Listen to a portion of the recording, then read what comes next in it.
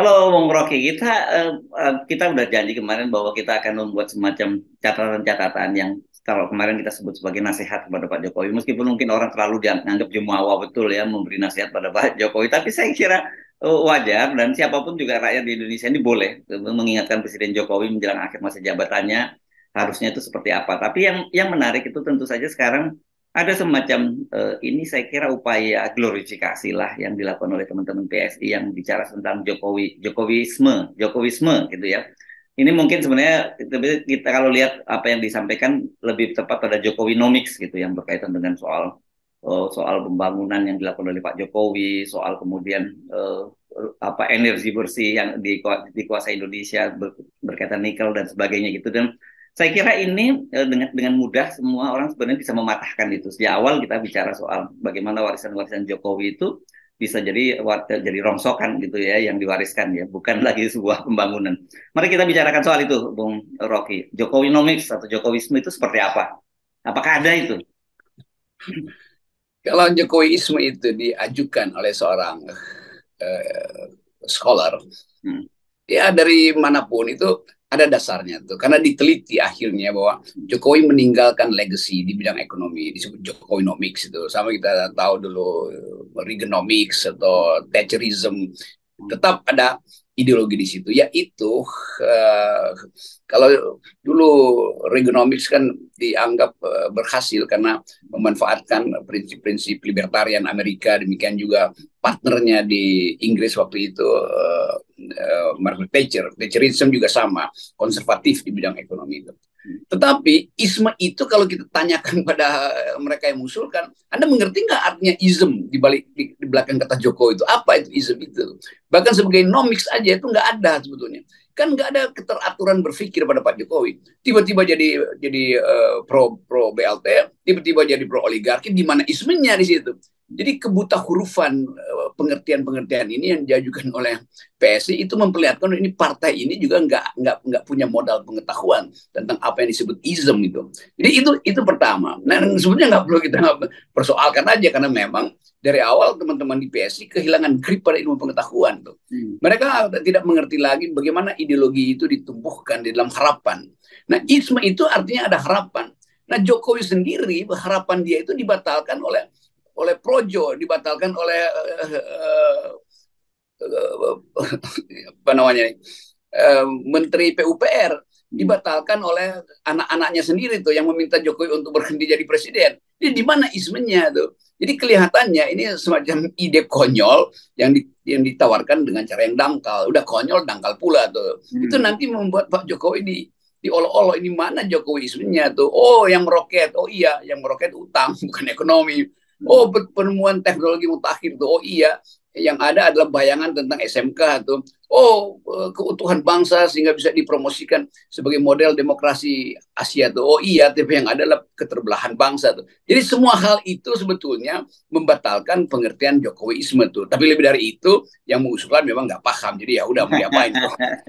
Saya sebenarnya memang kita tidak akan membahas secara detail tentang usulan PSI dan memang kalau apapun usulan PSI nggak akan kita anggap penting. Cuma kita kalau dalam berita itu dalam media disebut newspack ya cantolan beritanya saja dan kita akan bicara penting ya ya membicarakan warisan Jokowi itu penting saya kira untuk agar tidak terulang lagi ke depan karena saya kira itu yang jauh lebih penting ketika kita glorifikasi tentang Pak Jokowi. Pak Jokowi udah selesai kok gitu.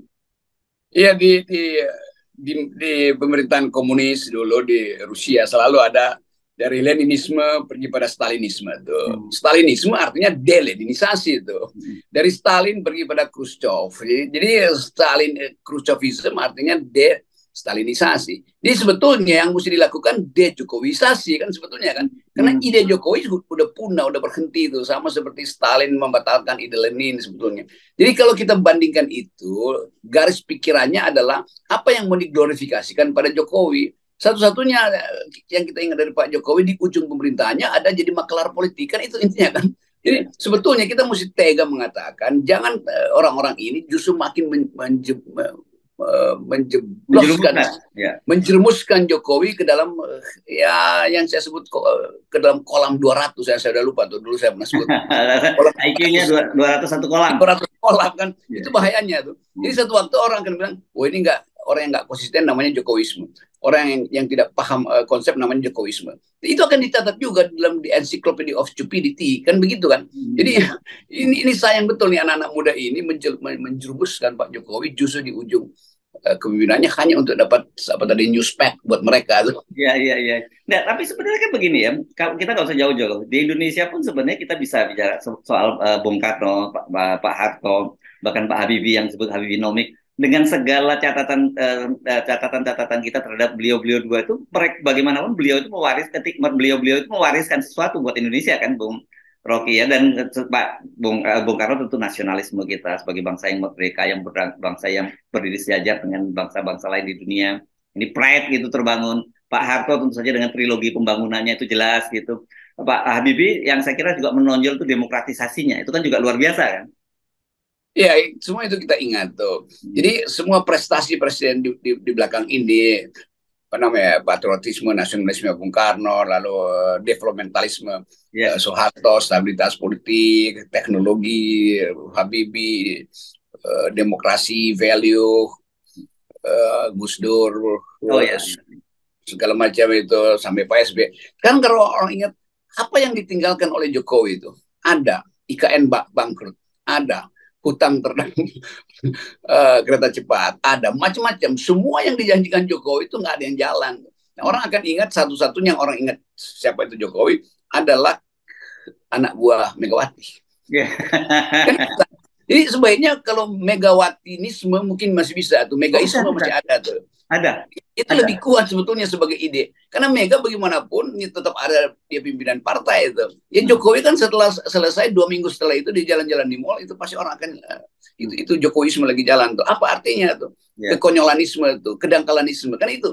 Jadi jangan Pak Jokowi yang udah di ujung masih dieluk-elukan oleh mereka yang hanya sekedar berupaya untuk cari sensasi itu. Nah, sensasi itu bagian paling dangkal dalam politik. Ya, Anda tadi menyinggung Ibu Megawati. Saya masih ingat bahkan catatan Ibu Megawati itu yang sangat penting dalam hubungannya dengan umat Islam. Ibu Megawati itu pernah ada dalam masa jabatan yang singkat itu kan menolak permintaan Amerika untuk mengekstradisi Abu Bakar Bashir. Itu kan luar biasa itu. Satu, bahwa itu menunjukkan bahwa pride kita sebagai bangsa terjaga, dan kedua dalam hubungan dengan umat Islam juga beliau itu nggak ada permasalahan seperti sekarang justru Bung Rocky. Nah, itu yang kita ingat.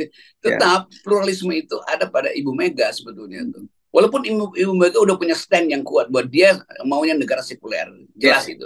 Tetapi terhadap Abu Bakar Bashir misalnya itu nasionalisme tinggi sekali. Dia mau katakan bahwa Anda Amerika itu nggak punya hak untuk meminta ekstradisi. Karena Anda juga ada masalah di Afghanistan, ada masalah di Palestina, kira-kira begitu kan. Jadi ada pikiran yang utuh di dalam Megawati itu. Kalau Pak Jokowi ya udah soal Israel aja dia pontang-panting tuh buat cari penyelesaian win-win solution, nggak dapat juga tuh. Akhirnya minta tolong juga diplomat-diplomat atau tokoh-tokoh luar negeri.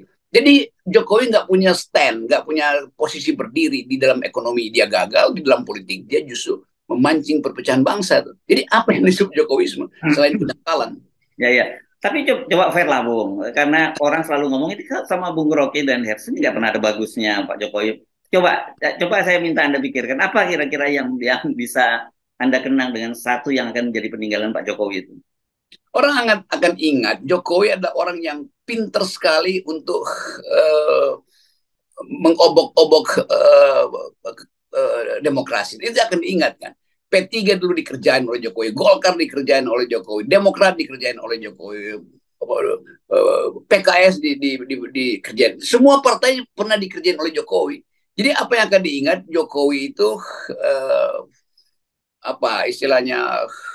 Politician lah kalau netralnya ya gitu ya. Ya, itu politisi unggul dan pengertian buruk tuh. Jadi orang yang ada istilah yang jadi semua yang diacak-acak itu bukan jadi emas tapi jadi kaleng tuh. Bukan Raja Midas dong, beda dengan Raja Midas. Iya, itu beda. Jadi ya Midasism yang terbalik. Nah, tetapi kan begini ya, kita itu selalu saya kira standing kita itu ingin menempatkan posisi siapapun kepala negara itu mesti dalam posisi yang terhormat gitu ya. Dan ketika dia turun dalam masa jabatannya, orang akan mengenang bahwa oh kita pernah suatu masa punya presiden yang namanya Ibu Megawati, Pak SBY dan juga Pak Jokowi gitu. Kalau kita ngomong paling belakang Gus Dur dan lain-lain gitu. Dan saya kira sebenarnya perbincangan-perbincangan kita dalam beberapa waktu terakhir ini kita ingin menempatkan Pak Jokowi itu juga dalam posisi yang seperti itu kan. Pasti kita ingin Pak Jokowi dihormati di ujung masa jabatannya. Yang bikin dia nggak dihormati justru relawan-relawan dia kan, partai-partai pendukung dia. Kita memberi kritik loh supaya Jokowi di ujungnya dia jadi ya nobelnya itu, nobility-nya masih ada. Tapi nobility itu justru dibatalkan oleh penjilat-penjilat dia. Kita berpikiran baik dan saya kira yang paling bagus adalah pikiran anak beliau sendiri yaitu Gibran Ya. yang minta supaya udahlah Pak Bapak pulang aja kita asuh politik dengan cara yang lebih kontemplatif. Jadi posisi Jokowi sebetulnya dipanggil oleh nilai keluarga untuk lakukan semacam pertapaan itu. Tetapi dia kemudian diseret balik oleh kedangkalan pendukung-pendukung dia. Partai apa tadi yang bilang Jokowisme itu? Nah, tapi saya kira ini tetap saja ya kalau kita lihat apa yang dilakukan oleh PSI, apa yang dilakukan oleh para relawan dan sebagainya itu, Pak. Dan ini memang apa ya, melenakan begitu ya. Padahal ini sebenarnya racun kan. Ya itu betul betul. Ya, bagi kita yang berakal ini racun lagi disuntikan perlahan-lahan kayak arsenik dalam dosis yang kecil lama-lama numpuk di dalam tubuh manusia terus tiba-tiba lethal death itu tiba-tiba mati. Jokowi juga begitu, pelan-pelan dia dibusukkan justru oleh lingkungannya. Itu yang dulu kita bilang, lebih baik dengar keterangan oposisi, kendati panas kupingnya daripada dibuai oleh para relawan. Jadi musuh yang jujur jauh lebih berguna daripada kawan yang oportunis kan itu intinya.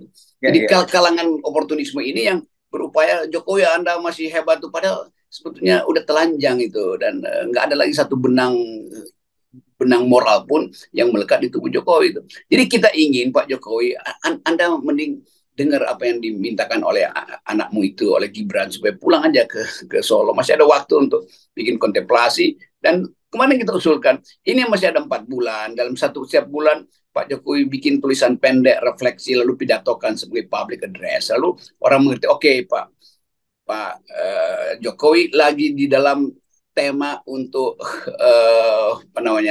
lengser ke Prabon. Kira-kira begitu kan. Jadi kedamaian itu akhirnya bisa ditemukan kembali. Ya, kalau saya mungkin also lebih konkret ya, Bung Rocky, karena mohon maaf ya, bukan berarti saya mesti merendahkan Pak Jokowi. Terlalu berlebihan harapan Anda Pak Jokowi memberikan public address begitu yang seperti itu kan. Pak Jokowi biasa juga di media sosial kan, beliau bisa mencuit setiap hari gitu dengan tema-tema yang Anda usulkan begitu, dan kan itu lebih bisa terkontrol kalau kemudian melalui cuitan-cuitan begitu, dan itu narasinya pendek. Kan jadi nggak perlu panjang-panjang Pak Jokowi gitu. Ini kok usulan konkret saya Bung Rocky ya. Dengan segala hormat saya pada Anda dan pada Pak Jokowi deh. Saya mau bantu Pak Jokowi untuk kristalnya apa sebetulnya. Setelah diendapkan politik ini, lalu kristalnya apa? Kan tetap ada kristal, semacam pengakuan atau conviction dari Pak Jokowi. Kejujuran saya ucapkan hari ini. Kan itu kan. Sama seperti Pak Harto, ada buku tindakan ucapan dan orang melihat oh iya ada segi humanismenya pada Pak Harto, yang lain anggap oh iya Pak Harto hanya mengakui bahwa dia mensponsori politik kekerasan, tetapi ada kejujuran datang dari orang yang punya pengalaman panjang berhadapan dengan politik yang memang pada waktu Pak Harto ya stabilitas akhirnya menjadi pilihannya tuh. Nah pada Pak Jokowi apa yang bisa dia renungkan? Nah sebaiknya orang-orang di Pak Jokowi kasih semacam ide bahwa tulislah satu refleksi dibantu oleh editor-editor yang bagus sehingga kelihatan bahwa oh itu yang murni datang dari hati nurani Jokowi, bukan yang disuplai oleh oligarki, disuplai oleh relawan, dan yang lebih penting adalah jangan ada dendam Jokowi pada mereka yang dari awal mengkritik beliau tuh. Satu waktu dia akan paham bahwa kritik yang kita berikan sebetulnya itu bermanfaat untuk mempermudah Indonesia bertumbuh secara beradab. Yes, oke. Baik Pak Jokowi, ya saya kira mohon bersabar ya. Kalau saya memang sengaja setiap hari akan mencoba mancing Bung Rocky untuk memberikan semacam dalam tanda petik nasihat, dan sementara kepada para buzzernya, kepada para pendukung atau diehardnya Pak Jokowi, please kali ini coba sekali-kali lihat dari perspektif yang berbeda gitu ya, bahwa kita bukan sekedar nyinyir, tapi kita ingin membantu Anda semua, membantu junjungan Anda itu untuk lengser ke Prabon dengan smooth gitu ya, atau orang yang menyebut soft landing atau dalam bahasa agama disebut husnul khotimah gitu. Ya, itu pentingnya bagian-bagian kebudayaan kita dari ide Raja Jawa yang baik hati, yang akhirnya pergi ke hutan untuk bertapa. Dari segi agama, husnul khotimah, dari segi demokrasi, kita ingin supaya Jokowi itu kasih contoh bahwa seorang demokrat itu tidak memerlukan ambisi lagi. Dia akan dihormati justru oleh kerendahan hati dia di akhir masa jabatannya. Oke, baik, terima kasih Bung Rocky, dan semuanya itu kita mulai dari 0%. Ya, Ya. ini hati nurani harus dimulai dari 0%. Kejujuran juga mulai dari situ. Oke, thank you Bung Rocky.